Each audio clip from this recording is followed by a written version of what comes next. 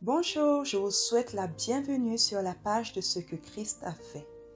La pensée d'aujourd'hui a été écrite par Bernadette Nkorissa et elle s'intitule « Prépare-toi ».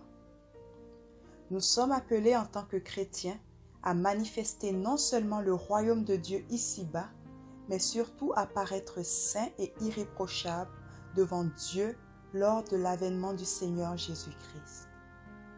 Même si nous ne savons pas grand-chose de ce jour, la Bible nous en parle suffisamment pour que nous nous y préparions. Si les chrétiens de l'Église primitive vivaient dans l'attente de ce jour glorieux, à combien plus forte raison nous devons davantage nous focaliser sur l'imminent retour de Jésus en nous attachant aux choses d'en haut. L'apôtre Jacques, le frère de Jésus, écrivait déjà en son temps: vous aussi, soyez patients, affermissez vos cœurs, car l'avènement du Seigneur est proche. Nous voyons ceci dans Jacques 5, verset 8.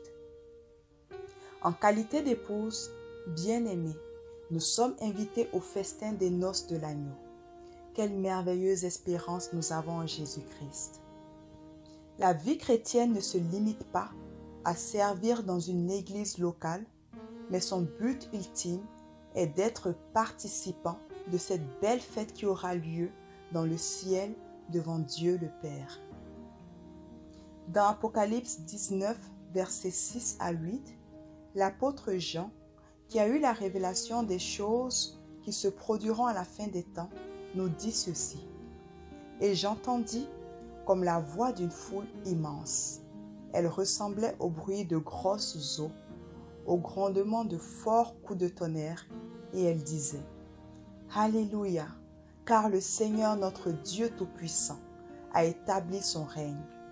Réjouissons-nous, soyons dans la joie et rendons-lui gloire, car voici venu le moment des noces de l'agneau, et son épouse s'est préparée. » Ce message nous dit que l'épouse, l'Église, s'est préparée pour le moment des noces de l'agneau.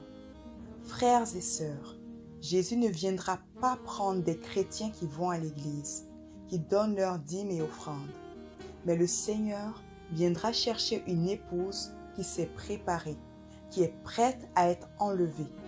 Avant d'aller à la croix, il nous exhorte dans Marc 13, versets 33 à 37, avec ces paroles: « Faites bien attention, restez en éveil et priez, car vous ignorez quand ce temps viendra. Restez donc vigilants, car vous ne savez pas quand viendra le maître de la maison, le soir, au milieu de la nuit, ou au chant du coq, ou le matin.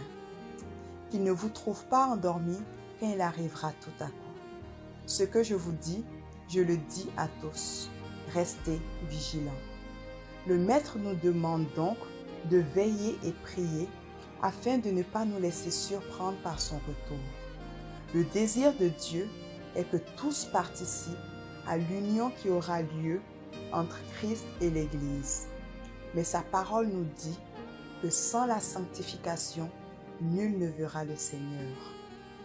Quant à Jean, il nous donne ce précieux conseil: « Et maintenant, petits enfants, demeurez en lui, afin que, lorsqu'il paraîtra, nous ayons de l'assurance et qu'à son avènement, nous ne soyons pas confus et éloignés de lui. » Nous voyons ceci dans 1 Jean 2, verset 28.